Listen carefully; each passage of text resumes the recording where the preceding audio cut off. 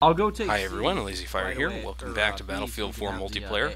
AA. Today we're playing on Pretty Parcel definitive. Storm, Yeah. and I'm going to be using an Engineer. The Engineer is one of my favorite Awesome. classes in this game, but not my favorite by a little bit. I'll explain that a little later on. And I don't mind being the in this audience. video I actually do get to show off a few really nice parts of the Engineer class. But first I get to die. Gets the extra vote, A? I have a mumble chat going on, and most of the time it'll actually be routed through my headset rather than my TV.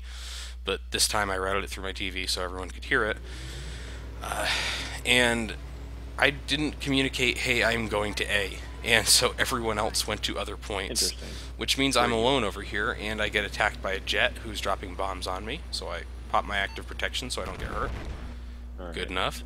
And then I round the corner, and both of their boats are coming. Oh man, you guys This is actually kind of rare, unless you are dealing with some people who know what they're doing in this game, as the other side of this map, the other spawn, it does have two boats, but if you try to just spawn into the second boat from the starting point, you can't. It doesn't appear on the screen. So you have to like jump out of the other boat or run from the very spawn island and get into it. So these guys know what they're doing, which is kind of dangerous on this map because a good, smart team can actually pretty much dominate you if they know exactly what they're up against. However, I do get some time as my engineer class now, so that's always good, especially because we're showing it off. And I'm about to make use of a laser lock. That's a nice feature of the SRAW here. It can lock onto laser targets up to 250 meters away. This guy is almost out of range by that metric. I'd be repairing if I That was pretty good. Now the SRAW is normally a fly-by-wire weapon, which means that when I fire the rocket, I can move my crosshair around and guide the rocket into a different target. This is really useful. The fact that it does almost as much damage as an RPG, which is the most damaging of the rocket launchers, is also a boon. Unfortunately, against boats, for some reason, it doesn't do a ton of damage. It's unfortunate. This is horse shit. I decided it's better to just keep going to D and hope that we can hold on to it, because I can see a bunch of little birds and everything over here. The point that the other team has E over there on the island is going to give them a second helicopter, so it's pretty vital that we make sure that they can't take D and get a foothold on the mainland. Let's make a new squad. Anyways, the SRAW is, well, we get to see the guide-by-wire function a little bit more here. You don't aim where you want it to be with that crosshair. You aim using the engine of the rocket. So you want to keep the engine of the rocket lined up with whatever you want to hit. An engineer is actually in that helicopter repairing it right now. You could see the sparks flying off of it. Shitty computer. I can't believe I missed that shot. I don't have any more. It was built, you know. Anyways, the engineer class can repair vehicles with the repair tool, and you can actually do that from inside vehicles, some of them. For example, the Jeep and the helicopters, save for the attack chopper, can all be repaired from inside. And if you have two guys repairing in a Little Bird in the first few weeks of this game, that thing was almost unstoppable because it could tank shots and just have somebody repair every bit of damage to it. So they fixed that, which is nice. It also makes the engineer's different rocket launchers a little bit more effective. So outside of the SRAW, which we've seen in action, we have the LAW, which is kind of the low effort weapon in terms of vehicle combat. It is a dumbfire weapon for the most part. You fire it and it just travels in a straight line to whatever you're aimed at. Once it gets towards a vehicle within a really specific range, like this range is actually pretty wide, it is able to lock onto that vehicle, go up into the air, and slam down on top of that vehicle for a mere 21 points of damage, which means that you have to do all of your, or get all of your rockets into a vehicle to kill it. Save for a boat, by the way. If you hit a boat with one of these things, it doesn't do, it does 5 points of damage, so it's not even worth attacking a boat with an LAW. However, if you do hit something, you can't mobility kill it, which is one of those big features of the engineer class. You can, if you hit a vehicle like a tank or something like that in the back and do enough damage at a time, you're able to mobility kill it and almost completely stop it for a few seconds, which means it's a little easier to kill it. Right there, I neglected to ram my jet ski into the shore in case I needed to come back there and grab it again. A lot of people will just beach everything they have, and on this map especially, but it doesn't actually make sense to do that a lot of the time, so avoid it if you can. If you're Now, in that attack boat, the other weapons in that category are the RPG and the SRAW, or sorry, SMAW. I always do that. The SMAW and the RPG are dumbfire weapons. You just shoot them. They travel in a pretty predictable arc, and they do a little bit more damage than, say, the LAW would do, depending on where you hit things. The RPG is the most damaging of the rocket launchers, as I've mentioned before. It does about 51 or 52 points of damage to the back of a tank if it hits it square on. This is in contrast to the SRAW, which does about 50 points of damage if you hit it straight on the back of a tank. So you can see that they're pretty close. The SRAW, in my mind, has the clear advantage over the RPG, but people will disagree because the SRAW can, like I said, change targets in flight. So if I miss the shot initially, I can curve the rocket more or less to hit the target. My disadvantage there is I have to stay in that aim down sight phase, and if I get shot or anything like that, well, I'm dead and the rocket disappears. Oh well. Anyways, the RPG and the SMAW are pretty similar weapons, but the SMAW basically travels in a straight line and travels faster. So it's a little easier to hit stuff that's maybe moving if you know how to predict the flight patterns and everything like that. But the RPG is just satisfying to hit stuff with. Knocking a helicopter out of the sky or taking a tank out from a distance with it, you always feel pretty good. Right here on the left you can see mines in the ground.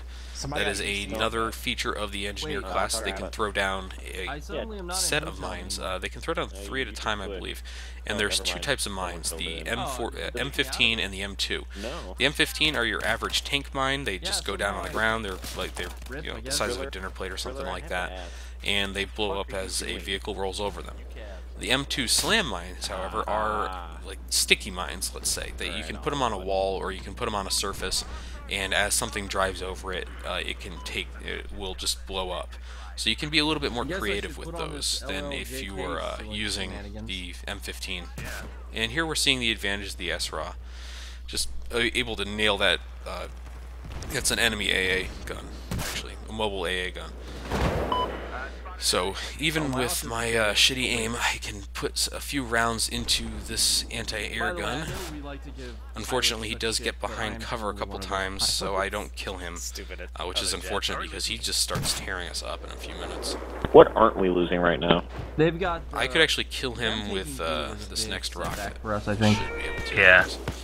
No luck. They're about to take the carrier, I think. Of course, with the engineer class, you have to remember that you do directional damage, which means that if you hit a tank from the side, or if you hit a tank full on, you will not do as much damage as if you hit it in the back, which is why I specified you have to shoot the back of the tank to get 50 points of damage and a mobility kill. Very important with that. If you walk into a tank and he doesn't know you're there, you're better off either running around him so you can get a couple of decent shots on him, or just jumping behind him and or waiting for him to pass and then hitting him with your repair torch or something like that, than you are in engaging him directly, unless you have a plan. If you have somebody coming up with another tank or something like that and you just need to buy a few seconds, might as well just start firing. And right here you're seeing kind of the weakness of the engineer class, in my mind anyways. They do not have any way to recharge their ammo or refresh their ammo outside of someone deciding to throw down an ammo box, which means that your rockets, which are in limited supply, are not always readily available, and that kind of hurts. The reason I like the support class so much more than the other classes in this game is actually because I can just throw down an ammo box and refill my grenade launcher or my but the engineer doesn't have that ability. Shitbag. Oh no. Now there are 2 anti-air weapons, or rocket launchers for the engineer. I was going to say weapons, but I don't think that's accurate. They're launchers. The Igla and the Stinger. They're a little different. I'm not really...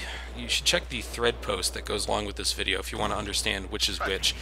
I can't remember off the top of my head because I've literally never equipped either of them in this game. It's not... And there's a lot of conversation about where their place is in these games, because they do make it pretty easy for infantry to take down helicopters. Because all you have to do is lock on fire, and the helicopter has a 20-second or 30-second recharge timer on countermeasures, which means it has to fly off or it has to take a couple shots before it can get out of range, because those things have pretty good range.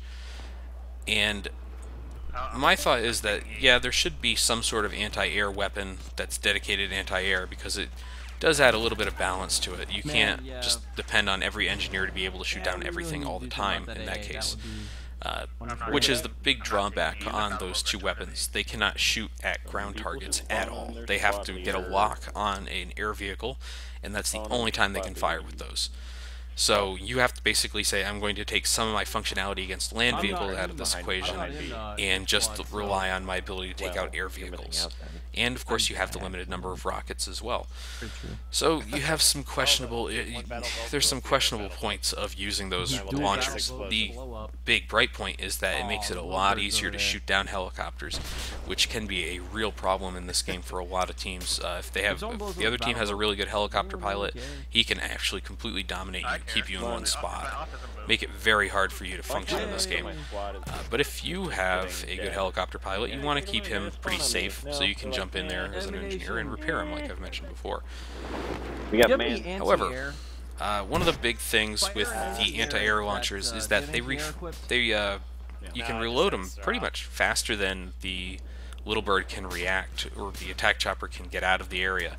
So even if you pop countermeasures at the last second possible, and you lose your lock and everything, oh boy. Yeah, that's the anti-air tank. Somebody spot this AA and B. Anyways, he can actually go in the water, which is kind of neat. Sorry.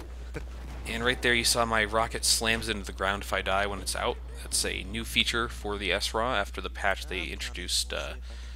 They had come in with the DMR fixes.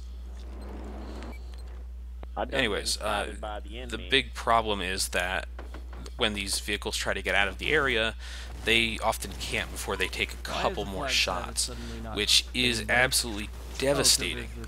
That can be the difference between them having a good round, or them being able to stop somebody or do anything, and them being absolutely useless and 6 miles away from everything else. Ah, that SRAW, gotta love it. It does have a maximum range on it, by the way. It does not just go forever. But goddamn if it doesn't have a long range. As though you get killed by. Anyways, I always believe that if you're going to have a lock-on weapon, you should have to maintain the lock the entire time. That seems a little bit more fair to me.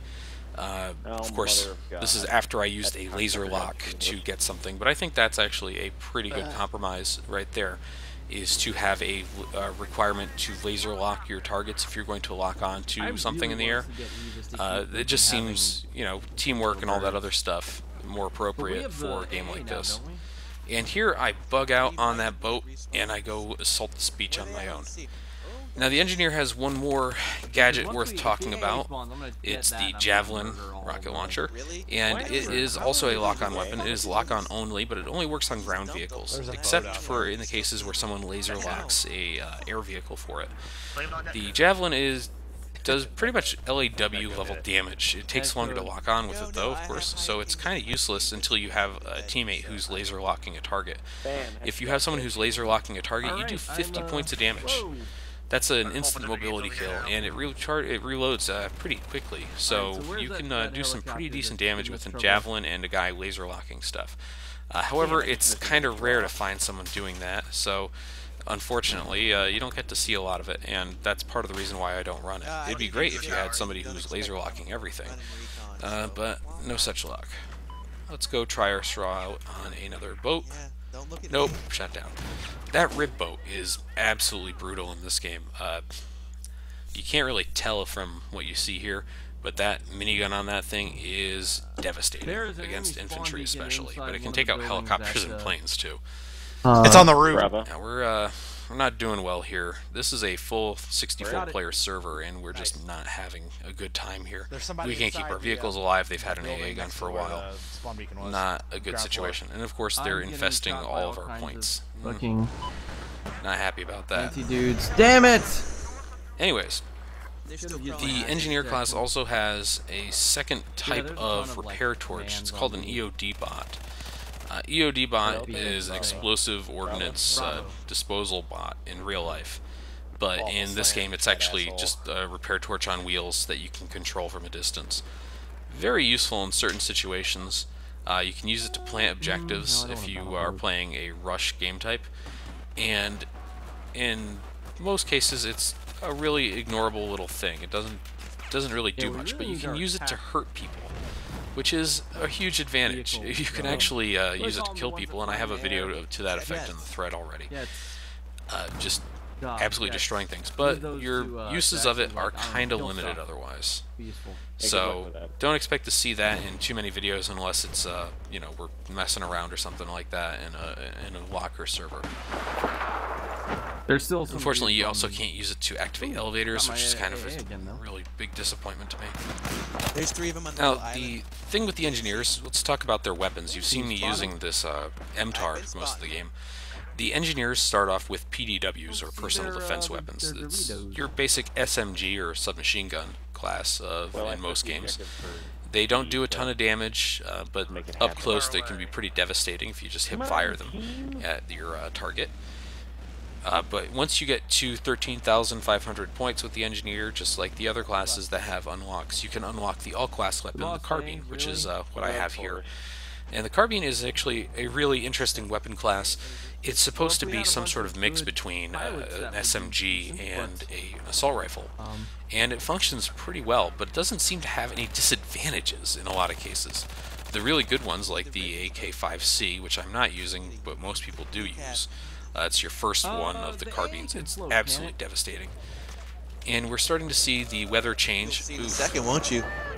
Alright, where you guys? Yeah, there's a little bit of lag in this. Anyways, 99-point assist right there. That was pretty bad. Anyways, the weather's starting to change, and you can see that the waves are kicking up, and there's going to be a few different things that happen for the rest of this video that are actually pretty cool, and it's one of the things called Levolution that I'm going to show off in a separate video. It's as as games go on, sometimes the weather will change or effects will change, or you can knock down buildings or do certain things. Look at this guy. I was gonna go try to take his tags, but it wasn't worth it. I should have waited there and just killed him when he spawned in on his beacon again. Yeah, but he probably would have noticed that I was trying to do that. Onto the shore. Anyways, the carbine class is actually pretty fantastic stuff. It is really what you want to use if you're going to be using a recon class or something like that instead of a sniper rifle or a DMR. Switch to the carbine and just dominate. Come on, A, you can do it. There you go. We're okay up here. I figured I didn't kill that guy and no one did. Like Battlefield World War II. But you can see we're fighting over B still, and that's not good news when we only have B and C and we're losing C. But sometimes teams will be very effective at just putting people into points and not getting them out.